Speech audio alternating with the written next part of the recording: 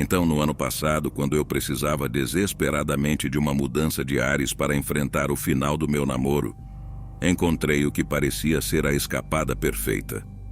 Depois de horas navegando por listagens no Airbnb que se confundiam em uma maré de mesmice, casinhas pitorescas, cabanas rústicas e a ocasional iurta, eu tropecei em um anúncio que chamou minha atenção.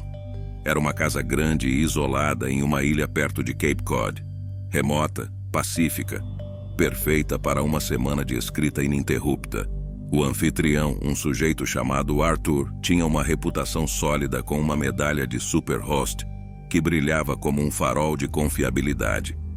Enquanto eu arrumava minhas malas, eu me imaginava como o clichê do novelista se retirando para a solidão, talvez emergindo com um manuscrito que faria meu editor chorar de alegria.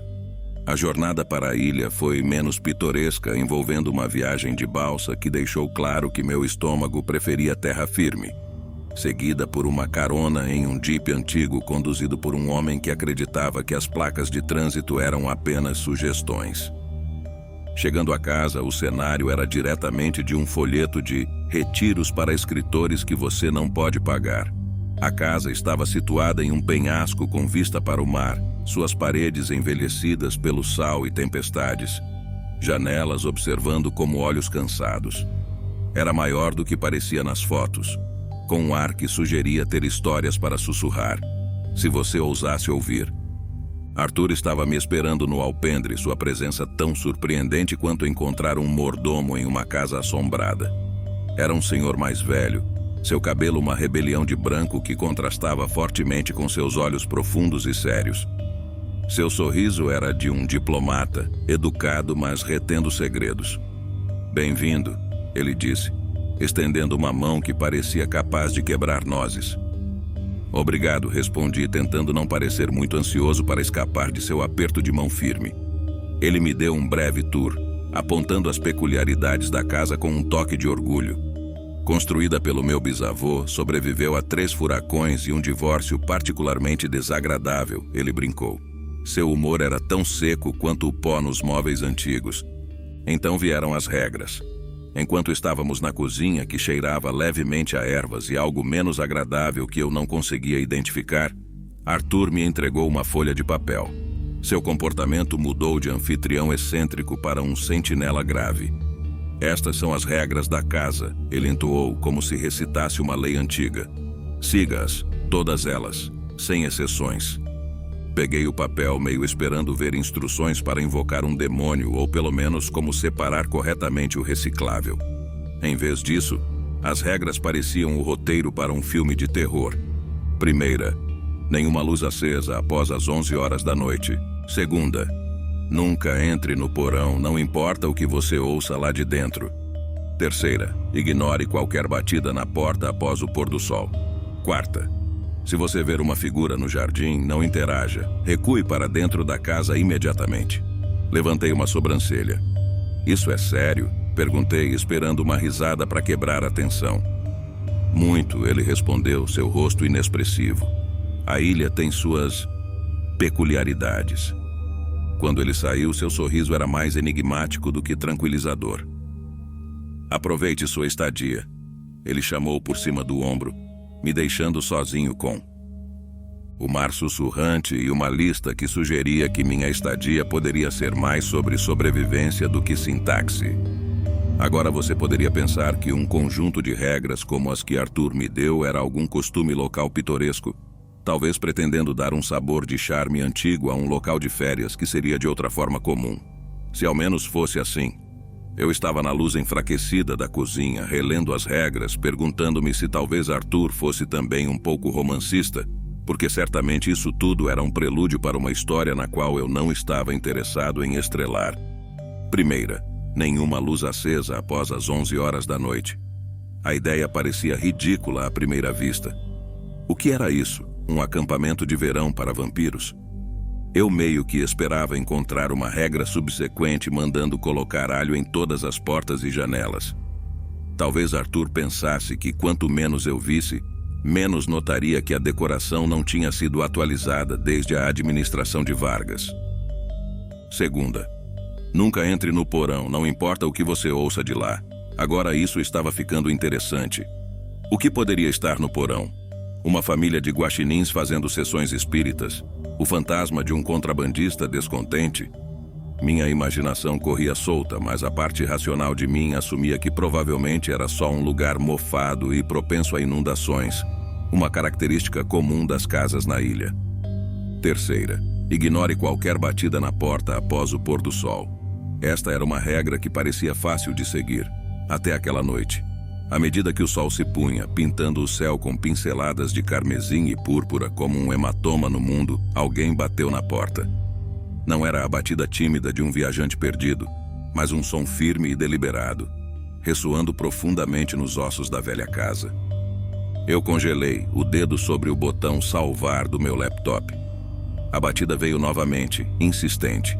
A curiosidade, aquela velha traidora, levou a melhor sobre mim. Espiando pela cortina da sala de estar, vi nada além dos tentáculos de neblina da noite. Deve ser o vento, murmurei, ciente de quão frágil isso soava. De volta ao meu manuscrito, tentei me concentrar nos dilemas do meu protagonista, que de repente pareciam triviais comparados à insistência sinistra de quem quer que fosse, ou o que quer que fosse, tocando a campainha no meio do nada. Na terceira vez que a batida veio, ela foi acompanhada por uma voz suave e melodiosa, como o canto tentador de uma sereia.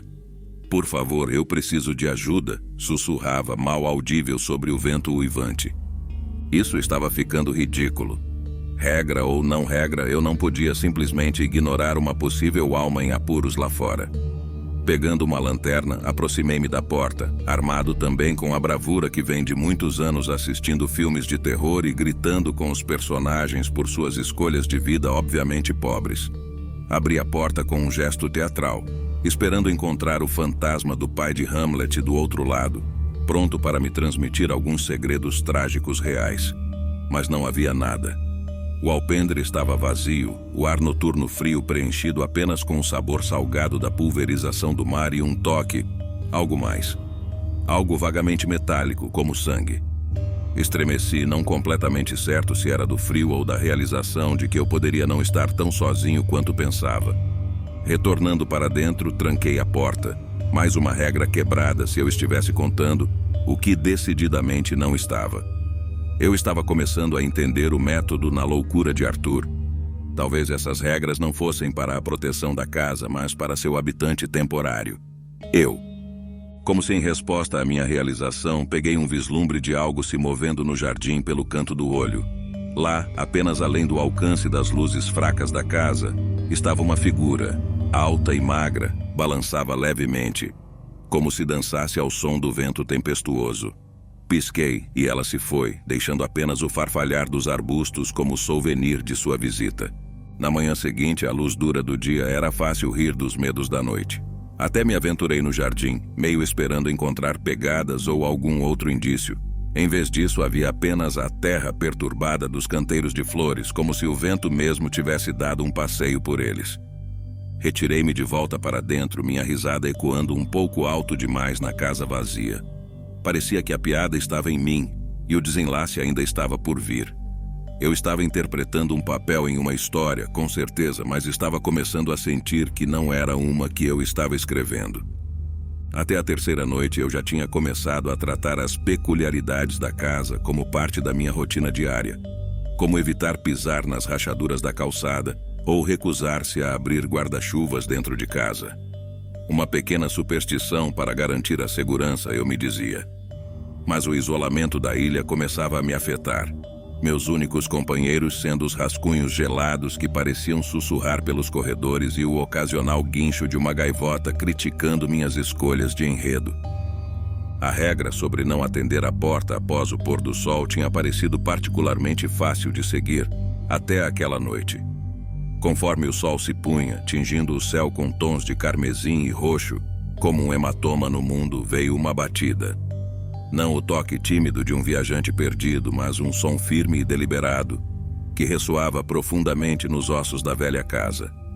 Eu congelei, com o dedo pairando sobre o botão salvar do meu laptop. A batida veio novamente, insistente.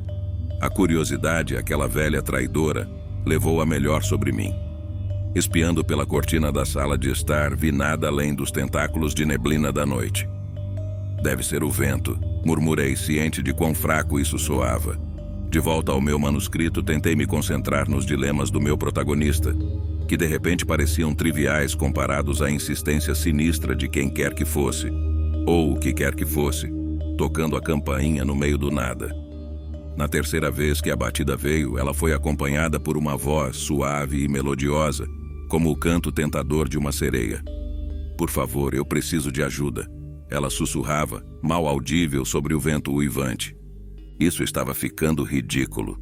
Regra ou não regra, eu não podia simplesmente ignorar uma possível alma em apuros lá fora. Pegando uma lanterna, aproximei-me da porta, armado também com a bravura que vem de muitos anos assistindo a filmes de terror e gritando com os personagens por suas escolhas de vida obviamente pobres. Abri a porta com um gesto teatral, esperando encontrar o fantasma do pai de Hamlet do outro lado, pronto para me transmitir alguns segredos trágicos reais. Mas não havia nada. O alpendre estava vazio, o ar noturno frio preenchido apenas com o sabor salgado da pulverização do mar e um toque. Algo mais. Algo vagamente metálico, como sangue. Estremeci, não totalmente certo se era do frio ou da realização de que eu poderia não estar tão sozinho quanto pensava. Retornando para dentro, tranquei a porta. Mais uma regra quebrada, se eu estivesse contando, o que decididamente não estava. Eu estava começando a entender o método na loucura de Arthur. Talvez essas regras não fossem para a proteção da casa, mas para seu habitante temporário. Eu. Como se em resposta à minha realização, peguei um vislumbre de algo se movendo no jardim pelo canto do olho. Lá, apenas além do alcance das luzes fracas da casa, estava uma figura. Alta e magra, balançava levemente, como se dançasse ao som do vento tempestuoso. Pisquei e ela se foi, deixando apenas o farfalhar dos arbustos como souvenir de sua visita. Na manhã seguinte, à luz dura do dia, era fácil rir dos medos da noite. Até me aventurei no jardim, meio esperando encontrar pegadas ou algum outro indício. Em vez disso, havia apenas a terra perturbada dos canteiros de flores, como se o vento mesmo tivesse dado um passeio por eles. Na quarta noite, meu habitual bravado começou a se desgastar nas bordas. Apesar dos meus melhores esforços para racionalizar cada rangido e gemido da casa como apenas mais uma peculiaridade de sua velhice, não conseguia me livrar da sensação perturbadora de que eu estava participando de algum tipo de reality show macabro. Caçadores de fantasmas, edição amadores, ou talvez então você acha que pode ignorar o paranormal. O arranhão do porão tinha se tornado uma ocorrência noturna, como uma sinistra canção de ninar me coagindo a entrar em pesadelos. Comecei a imaginar um fantasma solitário lá embaixo, talvez um músico fracassado, praticando para um recital espectral onde a audiência estava eternamente fora de alcance. Naquela noite específica, o vento estava particularmente fanfarrão, como se tivesse assumido a responsabilidade de ser a trilha sonora do meu crescente medo. As antigas janelas da casa batiam em suas molduras, executando uma percussão fantasmagórica que nenhum ser humano sano poderia dormir. Por volta da meia-noite, decidi confrontar meus medos de frente. Armado com nada mais que uma lanterna robusta e uma dose de coragem idiota, porque por que não? Eu caminhei na ponta dos pés em direção à porta do porão. Eu me dizia que era apenas para verificar se estava devidamente trancada, porque de repente eu estava preocupado com coisas práticas como segurança em uma casa onde a maior ameaça parecia ser sobrenatural. Mas conforme me aproximava da porta, o familiar arranhão parou, e em seu lugar começou um lamento baixo e triste. Soava como um instrumento de sopro desafinado, ou um gato em apuros, ou uma combinação dos dois. Hesitei, mão na maçaneta, meu coração batendo uma frenética tatuagem contra minhas costelas. Lógica lutava contra o medo, e por um momento parecia que a lógica realmente perderia. Sacudindo a cabeça para limpar essas fantasias ridículas, reuni o que restava da minha dignidade e recuei. Não hoje, Casper, murmurei em voz baixa, minha voz soando anormalmente alta na casa silenciosa.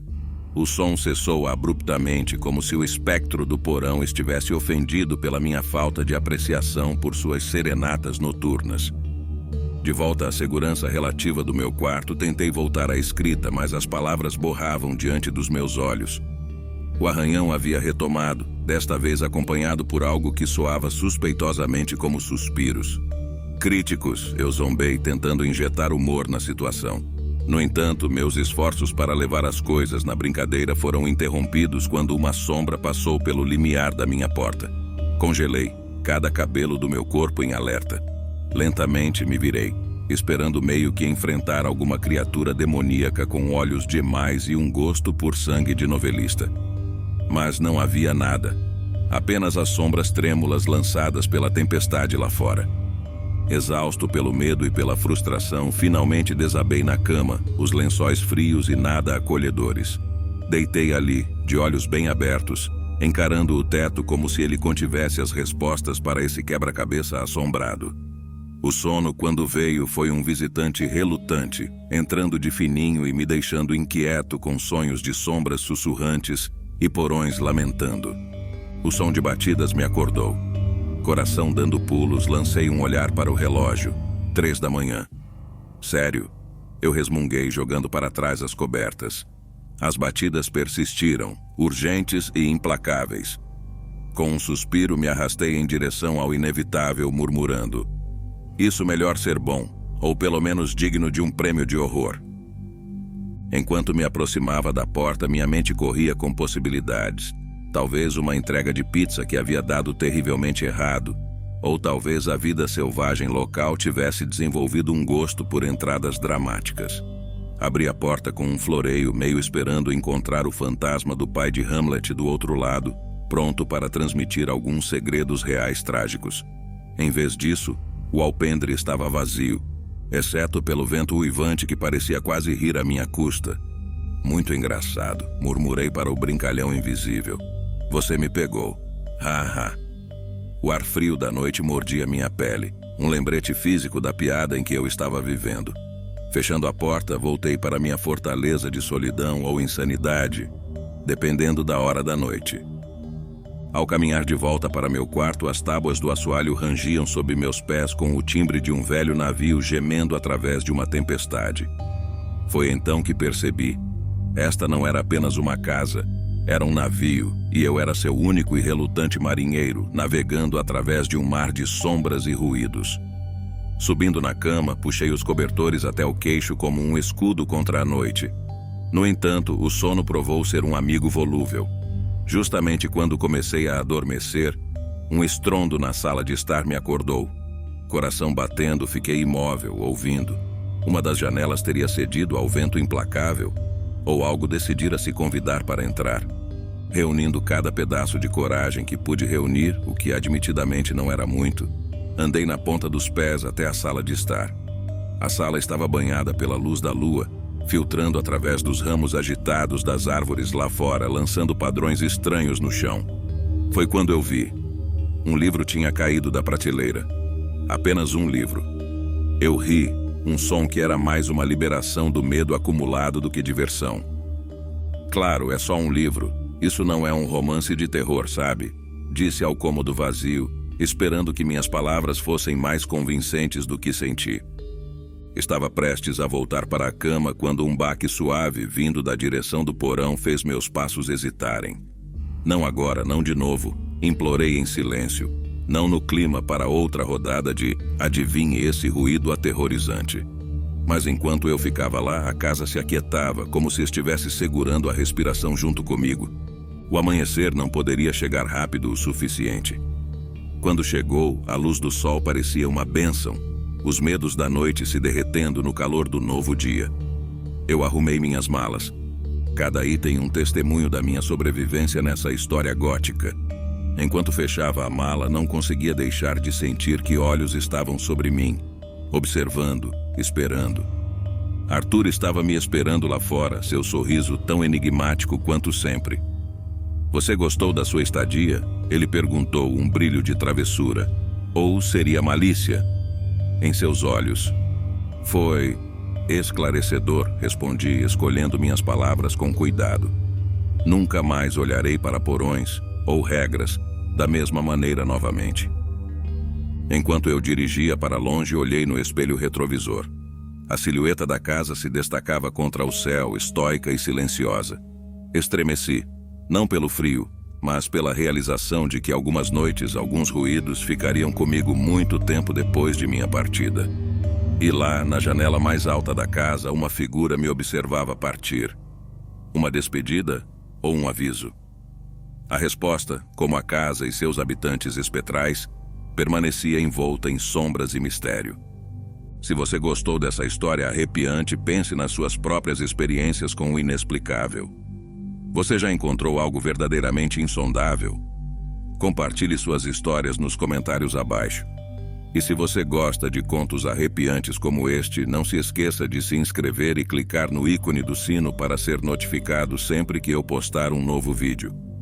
Fique ligado, mantenha o medo e lembre-se, às vezes as histórias mais assustadoras são aquelas que vivemos nós mesmos.